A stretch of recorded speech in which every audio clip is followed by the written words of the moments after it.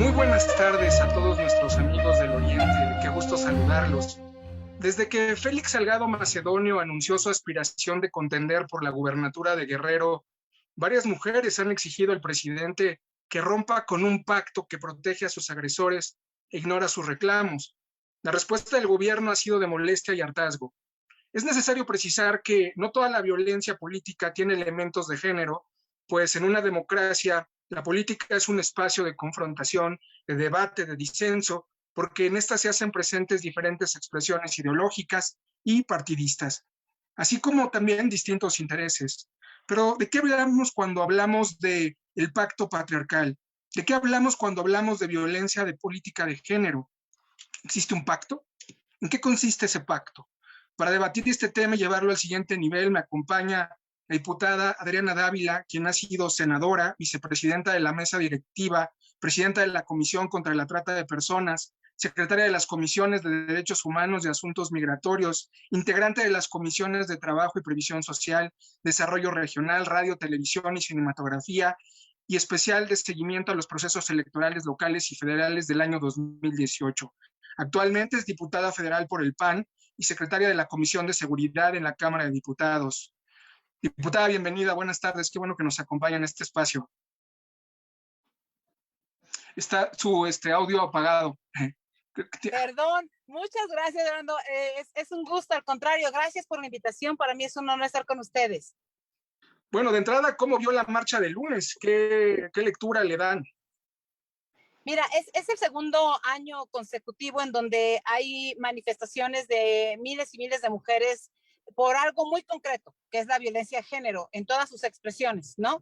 No estamos hablando solo de la violencia política, estamos hablando de la violencia sexual, estamos hablando de la violencia que se da laboral, en fin, todos los tipos de violencia, incluyendo la familiar, que las mujeres hemos padecido durante décadas y que es cierto que ha habido avances en términos de la construcción de leyes, también en términos de la construcción de instituciones o de la propuesta de instituciones, pero hay algo que no ha cambiado, Fernando, que es la conducta.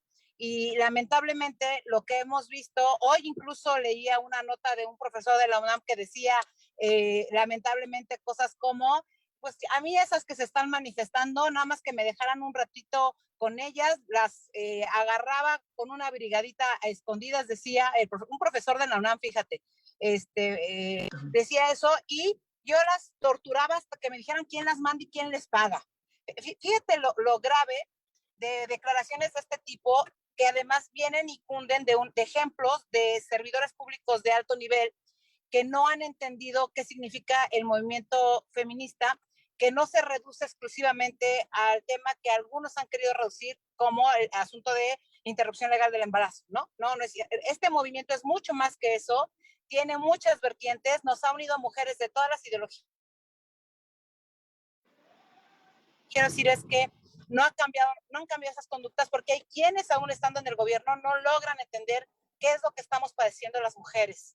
Y eso es muy, muy lamentable porque de nada van a servir leyes e instituciones que nos demos si hay quienes todavía desacreditan nuestras luchas, las descalifican y aparte de todo nos dicen que hay alguien detrás de nosotras haciendo este tipo de manifestaciones cuando estas manifestaciones no tienen ni ideología, ni tampoco tienen afiliación partidista, ¿no? Las mujeres hemos logrado entender que eso sí cambió, o es el momento de unirnos, que o somos horarias o nos unimos o nadie nos va a hacer caso. Y no es una lucha también, quiero decírtelo con toda claridad, de mujeres contra hombres, porque afortunadamente hay espacios como el tuyo que nos permiten expresarnos, que nos dan esta oportunidad, que nos permiten hacer un diálogo y lo que las mujeres hemos venido luchando es en un proceso de igualdad y es en lo que queremos plantear es que no pretendemos tener las características físicas de ustedes, ¿verdad? A mí me gusta hacer lampiña, tú tienes barba, yo no quiero eso, yo quiero simplemente que, por ejemplo, si ejerzo el mismo trabajo que tú, me paguen lo mismo, que no me disminuyan el salario por ser mujer.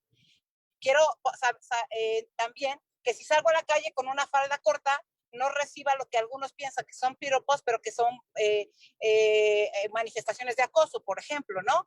Yo quiero poder tener acceso a un mismo cargo político sin que se me acuse o se me esté acreditando un asunto sexista de que la única forma en la que yo puedo conseguir un espacio político es a través de mi cuerpo. Ese tipo de cuestiones que pudieran parecer tan simples y que algunos entienden, no todos lo entienden. Y la verdad es que eso significa el 8 de marzo, eso significan esas marchas. Claro, en ese sentido, me parece que las declaraciones del presidente pues no han sido del todo muy afortunadas, ¿no? Había escuchado una declaración hace algunos días haciendo referencia al pacto y de una u otra manera había una sorna diciendo que qué pacto, ya había roto con el pacto, ¿no? El pacto por México y demás. Y las recientes declaraciones pues tampoco ayudan mucho que digamos. Y a eso se suma también algo que me preocupa todavía, que es el asunto de la violencia en general. Usted como secretaria de la comisión, también me imagino que debe haber una correlación en ese sentido. Híjole, acabas de dar con un tema, Fernando, que para mí es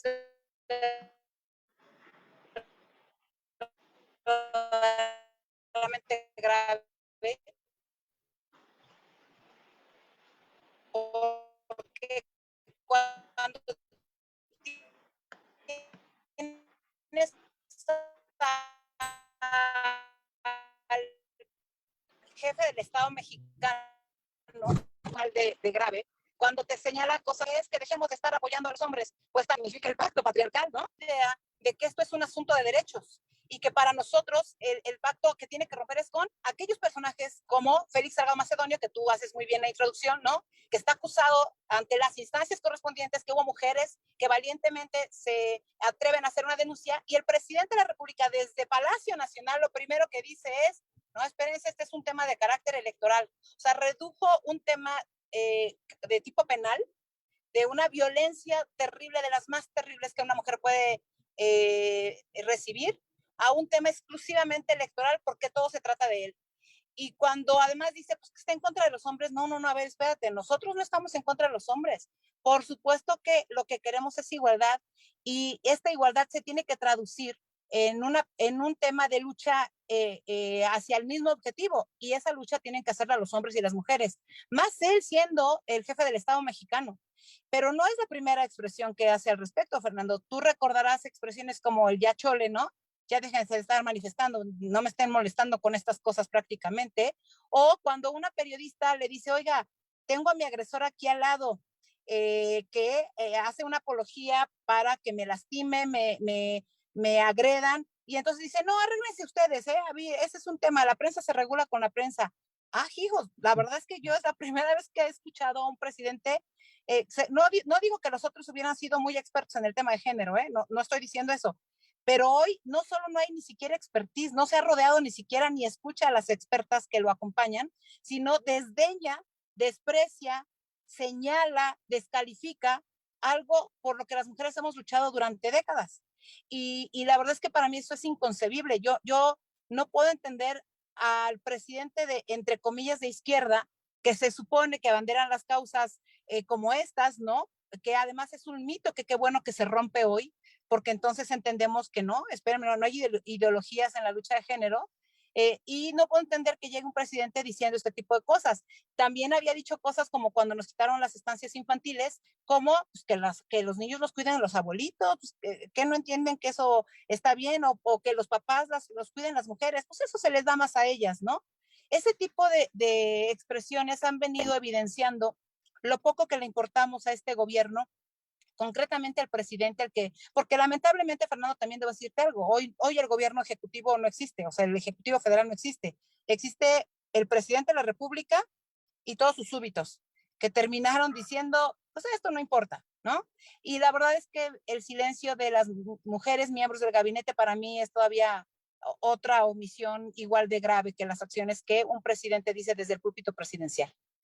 Terrible, terrible.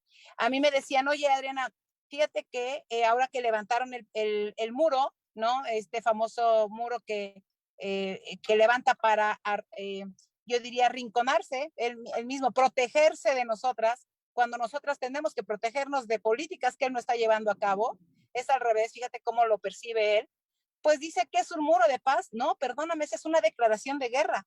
Por cierto, ese muro ya lo hizo físico 2 años y meses de su gobierno, pero ese muro nos lo había levantado desde el primer presupuesto que se aprobó en la Cámara de Diputados Federal, en donde elimina programas como las estancias infantiles, apoyo a mujeres indígenas, apoyo a mujeres rurales, el apoyo a las organizaciones de la sociedad civil que ayudaban a mujeres víctimas de la violencia. Cuando elimina las unidades de género, les quita todo el presupuesto. Cuando elimina el presupuesto para prevención, y silencio absoluto, la legislatura de la paridad votando a favor de que nos eliminen todos esos derechos. Ven nada más estas contradicciones tan terribles de un país que se dice que llegó hoy un gobierno el más feminista de la historia. Imagínate lo grave que es eso. Claro, veo aquí también los comentarios de nuestros amigos, le mandan saludos muchos de ellos. Betty Gutiérrez, saludos, excelente invitada. Angélica Ramos Méndez, López no sabe que no sabe, no sabe de empatía, resiliencia y menos feminismo. De entrada, López es misógino. Ani Montúfar, hola, buena tarde. Fer Galindo, un placer ver tu programa y sobre todo felicidades, pues siempre tienes muy buenos invitados. Angélica le dice que no le importan al presidente los hombres ni los niños, él solo quiere dinero para sus proyectos. Yo quisiera, una de las preocupaciones que me hicieron llegar era el asunto del tema de la violencia de género, la violencia política de género. Sé que usted estuvo en una situación muy delicada ahí con el diputado Fernández Doroña por unas declaraciones que hizo, pues creo que en 2019, en donde a usted directamente la vinculaba a un tema muy delicado. Pero no solamente fue eso, sino también pues se propasó con algunas palabras. Me gustaría que pudiéramos definir cómo están viendo el asunto de la violencia de género, qué significa y cómo fue en su caso.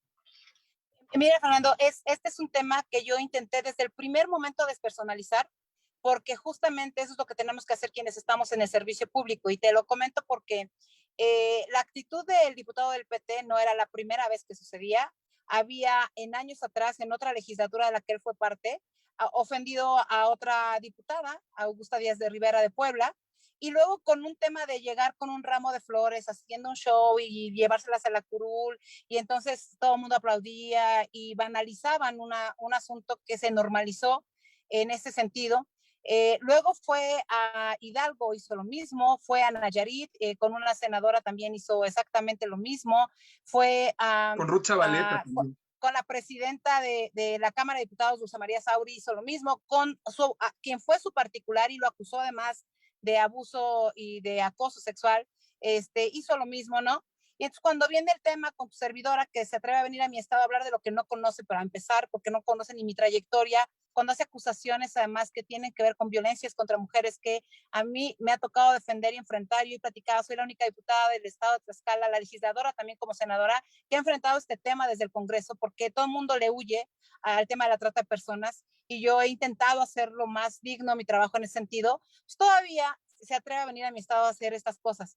Había compañeros y compañeras que me decían, oye Adriana, no lo denuncies, déjalo, porque le vas a dar juego, lo vas a subir, a él le encanta vivir del escándalo, por favor no hagas nada, mira, esto perjudica. Había incluso de mi partido, Fernando, te lo quiero decir, quienes decían, no es que esto perjudica al partido, porque parece ser un pleito callejero, entre dos políticos, y yo les decía, a ver, para empezar, pongamos de un alto este tema.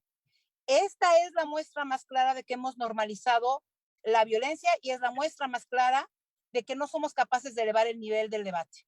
Yo voy a acudir a las instituciones que las mujeres y los hombres que no le temen a la paridad, que no le temen a la igualdad, hemos construido para defendernos. Y voy a ir a la Fiscalía, y voy a ir al Instituto Nacional Electoral, y voy a ir al Comité de Ética de la Cámara para poner las denuncias y ahí que se dirima un tema que no es entre políticos. Porque además había otro mensaje, Fernando, que yo tenía que darle al resto de las mujeres. Yo soy una servidora pública. Yo tengo que llegar a un cargo para hacer la diferencia en mi encargo. Tengo que denunciar las cosas dentro y fuera de mi partido. Tengo que hacer todo lo posible porque mi paso por la política trascienda. Porque hay mujeres que no tienen la misma oportunidad que yo tengo de ocupar estos espacios. Y que si ven que una mujer que tiene el poder político de manifestarse y decir no, no me voy a callar y voy a denunciar, no importa cuánto tiempo me tarde en que esto proceda. Entonces le estamos diciendo al resto de las mujeres que sufren violencia en sus hogares, en sus trabajos, con sus familias, con todo el mundo, pues que se callen, que no digan nada, que no importa, que hay que normalizarlo. Para mí el mensaje era mucho más importante y trascendía a mi persona. No se trataba de mí, se trataba del resto de las mujeres a quienes yo represento por estar en un cargo público, coincidan o no conmigo.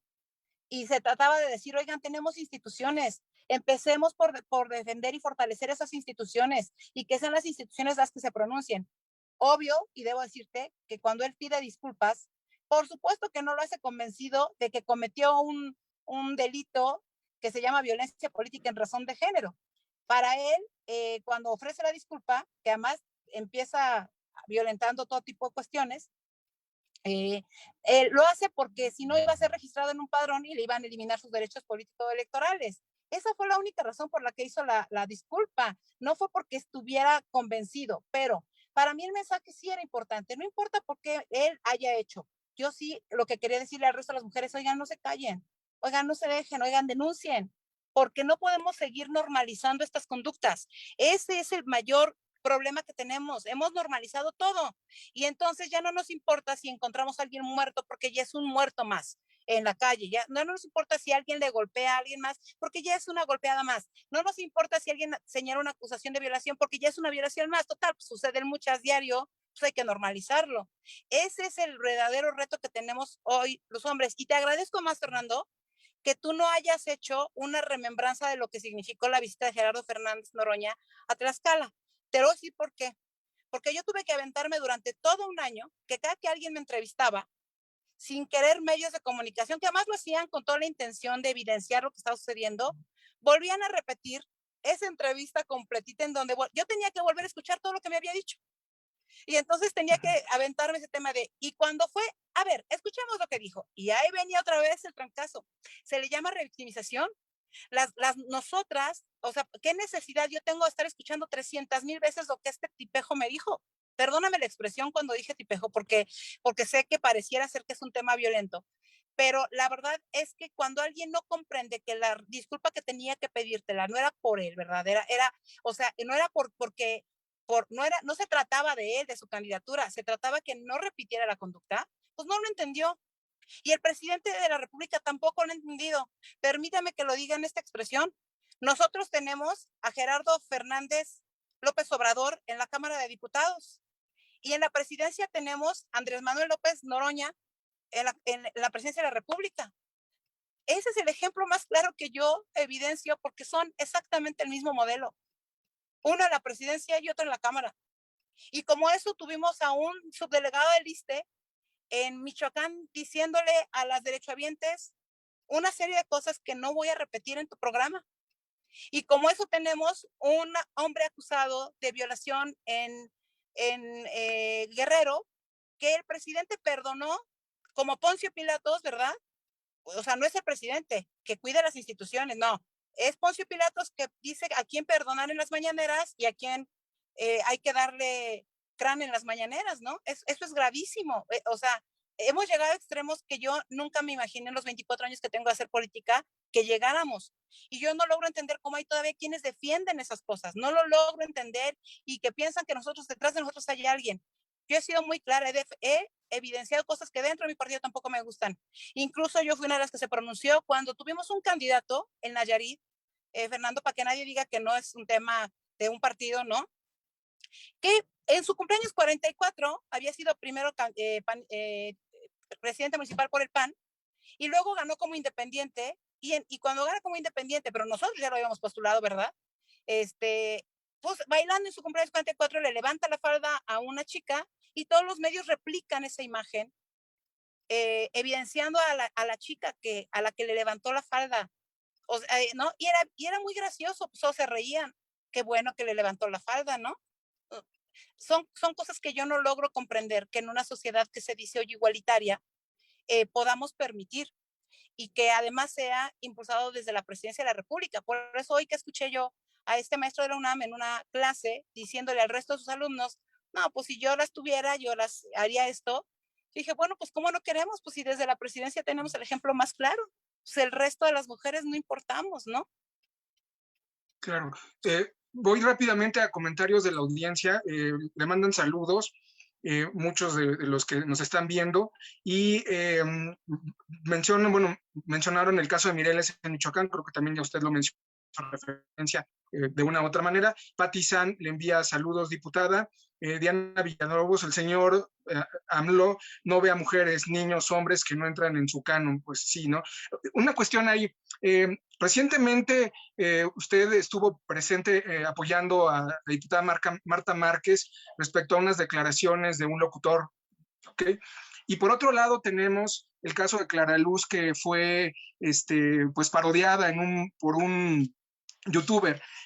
Mi pregunta concreta es, ¿cómo podemos distinguir la violencia política de género en situaciones que tienen que ver con personalidades públicas? O sea, ¿dónde está pues esa capa donde ya si pasas de acá, pues sí ya es violencia, y si pasas de acá, pues es parodia? O sea, ¿cómo cuidar ese espectro desde el punto de vista legal, desde luego? Sí, mira, yo tengo un gran respeto por los comunicadores. Yo soy comunicadora de profesión. Fue mi profesión frustrada, debo decírtelo. Trabajé como corresponsal del Universal en mi tierra. Por distintos azares de la vida entré a la política hace 24 años. Y respeto a los comunicadores, pero te ponía algunos ejemplos. O sea, yo entiendo el tema de las parodias, pero esa parodia en especial puede gustarme o no, o sea, puedo estar de acuerdo o no, o sea, esa parodia en especial sí tiene algunos elementos que son evidentemente de un sometimiento. Hay algo que tampoco es culpa del youtuber, también te lo quiero comentar, ¿no? Porque hemos escuchado lamentablemente al esposo de la candidata de Clara Luz decir, la gente vota por ella porque yo soy su esposo. O sea, eso es una parodia, porque finalmente el que la está violentando es el propio esposo. Eso es terrible. Yo no estoy de acuerdo en que se repita aún en parodia eso. Te lo digo con toda honestidad. Yo creo que hay que empezar a cambiar un poquito las formas, porque tiene que ver justamente con esa misoginia línea tan delgada de demeritar las capacidades y las formaciones de las mujeres. Pero también te quiero decir algo, Fernando, que es muy importante. Yo hoy desconozco, o no reconozco más bien, a muchas mujeres que durante décadas hicieron una lucha feminista muy importante, como por ejemplo la primera ministra, bueno, Olga Sánchez Cordero, que es nuestra secretaria de Gobernación, a quien yo no logro concebir hoy tan supeditada a su patriarca. Es más, yo he dicho, y en serio, yo le he dicho a las mujeres que forman parte del gabinete, que hoy le hicieron corito al presidente y se pusieron atrás, que no logro entender cómo esas mujeres empoderadas permiten el trato de su violentador que está en Palacio Nacional, ¿eh? Porque es un violentador. ¿Cómo lo permiten? ¿Por qué lo justifican? Esas mujeres que estaban ahí atrás de López Obrador no construyeron su carrera a partir de López Obrador. Cada una tiene experiencia independiente, autónoma, no necesitan supeditarse a esas violencias de las que están siendo víctimas. Y yo lo he dicho, si quieren les ayudamos, díganme cómo les ayudamos para quitarlas de su violentador. Porque lamentablemente el ejemplo que están dando es terrible, porque están permitiendo ellas que ya vivieron otro tipo de experiencias, que no necesitaron construir su trayectoria a través de otras personas, están permitiendo ese ejemplo. Y no, a mí me indigna ver cómo han tirado su carrera, su trayectoria, su dignidad a la borda por no pelearse con el patriarca de Palacio Nacional. Ah, caray, ¿de cuándo acá eso se le llama feminismo? El feminismo no puede ser un feminismo de ocasión, tampoco puede ser una lucha en la que solo la hagas cuando eres oposición.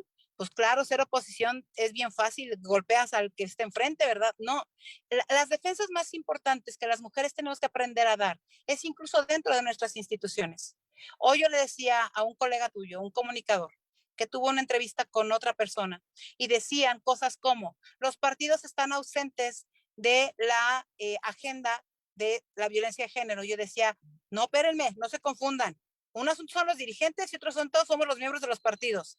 Y te lo digo por algo muy simple, Fernando, porque nos han invisibilizado a las mujeres también. Porque, por ejemplo, el caso de Noroña, pareciera ser que a mí me dio cierta vista, por ejemplo, Y eso invisibiliza mi trayectoria de 24 años. Mis iniciativas contra la trata, mis iniciativas contra los feminicidios, mi trabajo a favor de la explotación, en contra de la explotación, perdón, mi trabajo en contra de los feminicidios, mi trabajo en contra de la corrupción que se ha venido planteando en distintas áreas. O sea, no me invisibilicen, por favor, no me invisibilicen, porque yo tengo mucho más que eso. Y creo que eso es parte de lo que nosotras tenemos que aprender a luchar hoy dentro y fuera, porque el machismo no ha sido exclusivo de alguien, ¿no? Tenemos machos en los partidos políticos y tenemos mujeres que lamentablemente no entendieron que nuestro rol, y es a lo que yo voy, cuando llegamos a los cargos de poder es hacer la diferencia para ayudar a otras que nos necesitan, porque hubo otras que antes nos ayudaron a nosotras para permitirnos estar acá. Perdón, llevamos cerca de 70 años en las que pudimos votar, yo todavía no había nacido, esas mujeres ya estaban dando lucha para mí. Es deshonrar la memoria de aquellas invisibles que jamás tuvieron su nombre escrito en letras de oro en los congresos locales o federal, pero que por nosotras hicieron mucho más que aquellas que a veces son más visibles, ¿verdad? Entonces se me hace muy, muy duro un mensaje de esa naturaleza hoy, en este momento. La línea es muy delgada, Fernando. Y yo creo que más allá de la definición de violencia política de género, se encuentra un tema de carácter ético.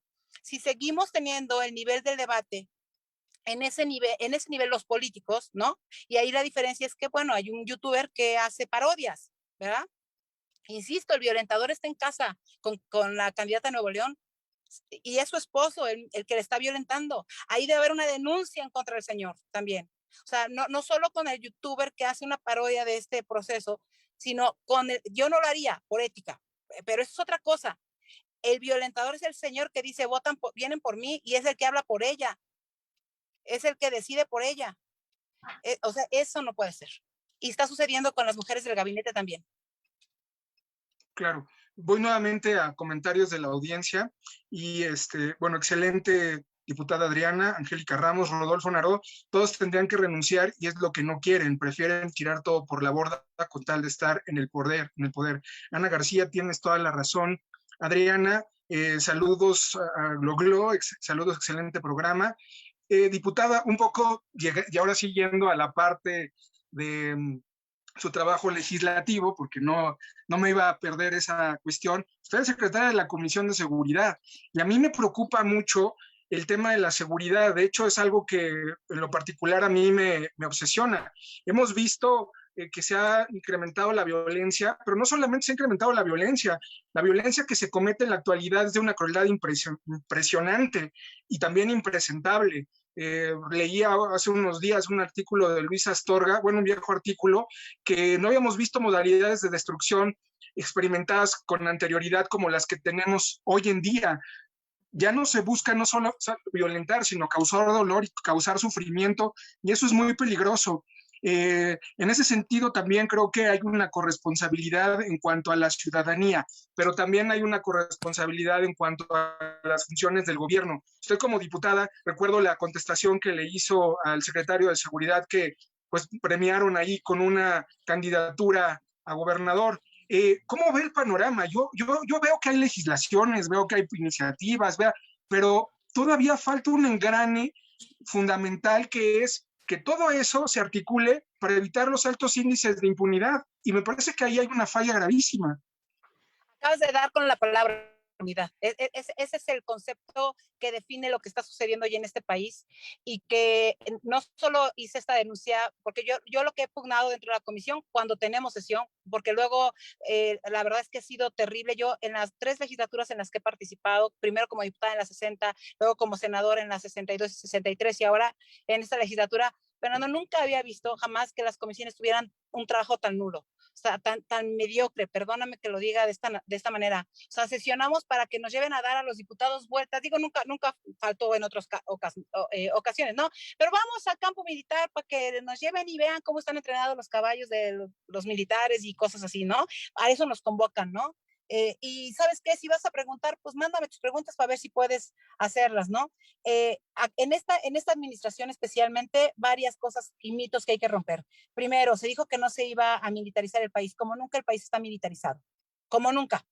Se aprobó una Guardia Nacional que se supone iba a ser ciudadana, no es cierto, no es ciudadana, o sea, la Guardia Nacional es una guardia militar en donde manda un militar, pero además te voy a decir algo que es peor, o sea, el personal está adscrito a las Fuerzas Armadas, ¿no? Yo voté en contra de la ley de seguridad interior cuando fui senadora, y ahora no solo hubo un engaño en términos legislativos, sino en la operación concreta. O sea, los militares hacen todas las tareas menos la de seguridad, ¿no? Porque hay una instrucción desde Palacio Nacional de no hacer tareas de seguridad. Se ha dejado fortalecer a las policías estatales y municipales y se ha abandonado la coordinación con gobiernos estatales y municipales. Se les ha dejado una tarea que no corresponde a los gobernadores, que es el combate a la delincuencia organizada. Hay por lo menos 10 documentos, Fernando, emitidos por el gobierno federal, entre ellos el primero que fue el famoso Acuerdo para la Paz y la Seguridad, ¿no? En donde no se menciona en lo absoluto la palabra delincuencia organizada. La creación de la nueva Fiscalía General de la República, que tiene 2 años, que aparentemente es autónoma, ha sido el instrumento político para amedrentar a los adversarios políticos, y además es la única vez que yo veo, en el tiempo que tengo ser legisladora, que no hay un plan de política criminal para saber cuáles son los objetivos centrales del combate a la delincuencia organizada, tanto la nacional como la transnacional. He visto a la Fiscalía entrar en temas políticos que no nada tienen que ver. Escuchaba con mucha atención al titular de la Unidad de Inteligencia Financiera que había congelado no sé cuántas cuentas en materia de trata de personas. Sí, además déjame darte un caso que yo en este momento estoy atendiendo. El caso de Nazón, Joaquín Nazón, un líder religioso que en Estados Unidos está detenido por trata de personas, que ya empezó el juicio, que ya hubo una previa de un gran jurado, que ya hubo incluso una declaración de su segunda que dice sí, somos culpables, sí, sí estaban pasando estas cosas. Aquí en México llevamos 2 años. Yo he estado insistiendo con la Fiscalía que se tome ese tema y resulta ser que no hay una sola carpeta, no hay una sola carpeta judicializada en ese sentido, ¿no? Y quiero decirte con toda tristeza que las cuentas de ese grupo, por ejemplo, fueron descongeladas. O sea, son cosas que yo no logro entender en el combate a un delito de carácter transnacional, ¿no? O sea, todas las cosas que hemos visto pues son de Estados Unidos, porque en México pues nomás no vemos absolutamente nada de justicia. Entonces traemos una falacia terrible en materia de seguridad. Pero la peor y la última que yo vi, bueno, primero un presidente de la República que el escándalo en octubre de 2019, fíjate también casi similar cuando sucedió lo de Noroña, pues también sale el tema de que él deja ir al hijo del Chapo, ¿verdad? Hay versiones de que no dejó ir a uno, sino dejó ir a dos, ¿verdad? Nosotros hemos hecho preguntas en la rendición de cuentas, díganos, ¿son dos? ¿Es uno? ¿Por qué lo dejaron ir? ¿Cuántas carpetas de investigación hay en contra de él? No tenemos absolutamente nada. Yo tuve que arrebatar el micrófono en tribuna para denunciar que lo habían dejado ir en la madrugada mientras se discutía la ley de ingresos. Tuve que tomar el micrófono, que prácticamente sin decirle a mi compañero lo quitamos del micrófono para denunciar lo que estaba sucediendo, porque si no, no me iban a dejar hacerlo, Fernando, y lo denuncié con estos cárteles. Ese es un ejemplo. Luego, en el cumpleaños de Ovidio Guzmán, a quien me habían dejado ir, pues la visita simbólica del presidente al lugar donde vive Ovidio Guzmán, ¿verdad? Hoy, la prima de Emma Coronel, candidata en Durango, ¿verdad? Por Morena, ¿no? Aliados de él como un candidato Gallardo en San Luis Potosí, que va por el verde, ¿eh? Con acusaciones de ese tipo y que no tenemos ni la menor idea de qué está pasando con las carpetas de investigación en San Luis Potosí, por ejemplo. Y la última declaración, que es una joya, pero es un peligro terrible, no solo lo de abrazos, sino balazos y todos, voy a acusarlos con sus mamás y sus abuelitas, o sea, terribles declaraciones de un jefe de Estado, sino la última declaración que me parece que es lo que define y pinta de cuerpo entero a este gobierno es, cuando se le declara la guerra al narcotráfico, palabras del presidente, cuando se le declara la guerra al narcotráfico, la política se va al carajo. Ah, caray, yo no sabía que teníamos que negociar con los delincuentes. Digo, a Rosa Isela, la secretaria de Seguridad Pública, de quien yo tenía confianza que podía hacer una diferencia en la Secretaría de Seguridad Pública y que me ha decepcionado enormemente, te lo digo con toda honestidad, no sé qué pasó ahí, de veras. pues le instruye que se siente con este señor acusado de delincuencia de clonar tarjetas, este rumano, ¿verdad? Además, públicamente, claro. A ver, o sea, a ver, con tus adversarios políticos, todo el peso de la ley. No hay forma de hacer política. Y con la delincuencia y los cárteles de las drogas, ¿hay que negociar? Bueno, está el caso de Rosario Robles, ¿no? No lo entiendo, o sea, Fernando. La verdad, no lo entiendo. Debe haber mucho financiamiento económico para sus campañas ahí, lo cual me parece grave que hoy por primera vez sí, y me atrevo a decírtelo con toda claridad, hoy sí tenemos un narcoestado. Perdóname, pero desde el momento en el que se deja ir a un capo de las drogas, en donde el presidente confiesa un delito, ¿verdad? Pues imagínate, yo nunca había visto en la comparecencia de un secretario de Seguridad Pública que de pronto llegaran el secretario de la Defensa Nacional, el secretario de Marina, el subsecretario de Gobernación, el titular de la Unidad de Inteligencia Financiera, como un proceso de amedrentación para la comparecencia. Y después, pues que el señor Durazo dijera, va, yo me voy, digo, ya hice mucho, aquí ya no hay masacres, híjole, hasta cuando él se fue, por lo menos había habido ya 42 en el sexenio, por lo menos. Sí, bueno, es que no dejo de pensar en esa declaración y también en lo que está usted comentando, pues, y enmarcarlo en el caso Salgado Macedonio. No encuentro otra lógica, sinceramente. No la encuentro. O sea, no hay manera. ¿Qué le debe el presidente? Este gobierno no es lógico, Fernando, este gobierno nos está acostumbrando malamente y ojalá yo, por favor, a tu auditorio le digo a todos, por favor, no normalicemos estas cosas porque está mezclado todo, porque tienen razón quienes dicen que al presidente no le importa nada más que su base electoral. El presidente tiene que entender, si quería ser presidente de un partido político, se hubiera quedado en Morena, pero por Dios, que no nos lleve al baile a todas las mexicanas y los mexicanos. No nos merecemos este gobierno. No, Fernando, yo me niego a creer que nos merecemos este gobierno. No. Quienes dicen, es que votaron, no, a ver, no culpemos a quienes votaron por él. También debemos reconocer que hubo cosas que nosotros dejamos de hacer y de atender. Debo reconocer que nosotros como partidos políticos de oposición no fuimos capaces de construir alternativas. Y lo digo también con toda claridad ahora, Fernando, si no nos damos cuenta de los errores que estamos cometiendo ahorita nosotros desde la oposición como partidos políticos para cambiar esta realidad que nos está lastimando, entonces estamos permitiendo que estas cosas continúen. Y pensar, y te lo digo también, y a quienes me están escuchando, que el 21 esto se acaba y entonces el 21, no, a ver, esta es una lucha de resistencia. Se les olvida a todos que López Obrador tardó 18 años en llegar.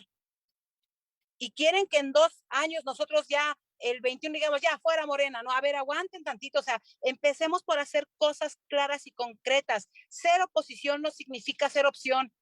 Y mientras nosotros no tengamos claridad de que queremos ser opción y qué opción queremos ser para las mexicanas y los mexicanos, entonces no culpemos a la gente que vote por Morena.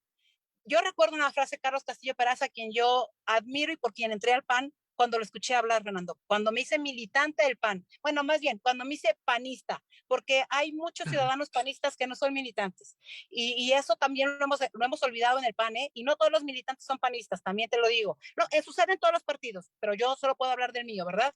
Entonces ya que cada quien haga lo suyo, pero yo escuchaba algo que hoy más que nunca aplica. ¿Cómo le podemos pedir a la gente que vote si lo primero que tiene que pensar es en comer? Y es cierto, la gente está perdiendo sus empleos, 12.5 millones de empleos perdidos en en lo que va de este sexenio. Yo no me imagino cómo se terminar. Ayer la noticia que tuvimos, Fernando, de los lotes en 8 estados de la República que llegaron con vacunas contaminadas. Se nos olvidó muy pronto que aplicaron medicamento contaminado en Tabasco para personas que tenían insuficiencia renal y hubo 9 muertes llamados homicidios. Perdóname, pero fueron homicidios. Yo denuncié, hicimos la denuncia hasta la fecha como si nada hubiera pasado. Que tenemos niñas y niños víctimas del cáncer, pues, o sea, que tienen esta enfermedad y a las que no se les dan ni sus medicamentos. Bueno, no tenemos medicamentos de ningún tipo. Se desapareció el Fondo de Gastos Catastróficos que atendía por lo menos 15 tipos de cánceres, que son 101 mil millones de pesos, Fernando. A ver, esas son las cosas que la gente tiene que saber. Y pues a veces se cansan, los que hacemos política, pues nos cansamos porque recibimos unas madrinas, perdóname la expresión, en las redes sociales, pues aguántense, carajo, pues aguántense, pues sí las recibimos, ni modo, O sea, ya habrá el momento que esto cambie, pero aguántense. A ver, muy machitos todos cuando somos gobierno. Perdóname la expresión de macho, ¿verdad? Lo digo así en términos coloquiales, ¿verdad? Cuando somos gobiernos, pues repetimos esa historia. No, la valentía no se demuestra cuando tienes toda la fuerza. La valentía se demuestra cuando tenemos adversidades que hay que enfrentar y afrontar. Y si en los partidos no somos capaces de entenderlo, entonces seremos iguales de responsables de tener a este señor más tiempo. Pues ahí está, diputada. Se nos acabó el tiempo. Yo le agradezco mucho que haya estado aquí en el programa. Ahí está esta reflexión, esta autocrítica que me parece válida. Es la primera vez que escucho a una diputada hacer autocrítica. A lo mejor me hace falta escuchar a otros compañeros más, pero celebro mucho esta autocrítica porque es necesario para el proceso de reconstrucción. Así es, Fernando. Muchas gracias por la oportunidad. Mira, yo estoy convencida de que las mujeres en este momento somos el motor de cambio, no porque ustedes no lo sean. Yo tengo amigos, compañeros súper solidarios, inteligentísimos, comprometidos, entregados, a los que admiro, a los que respeto, a los que sigo, de los que aprendo todos los días, igual que compañeras, ¿no?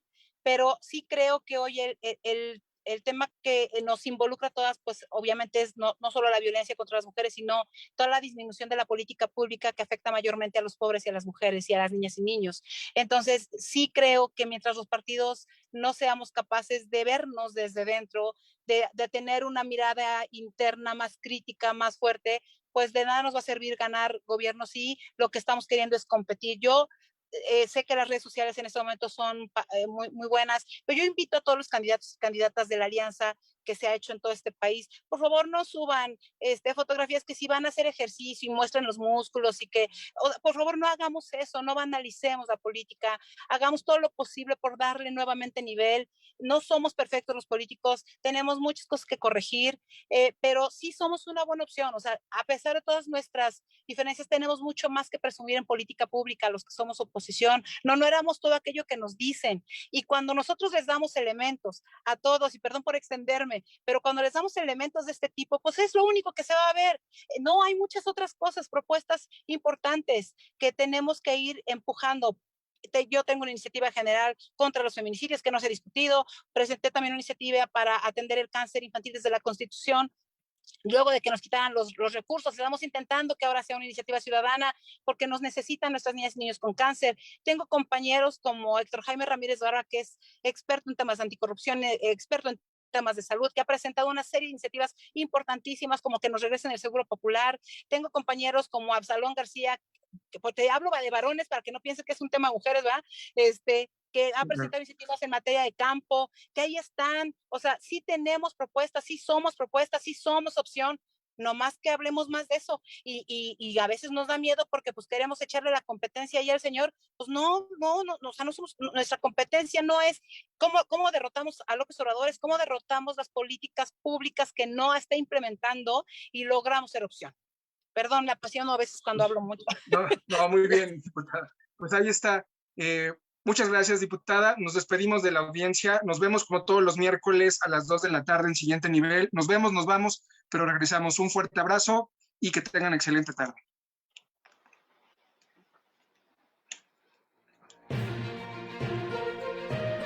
Gracias, Fernando. Muchas gracias.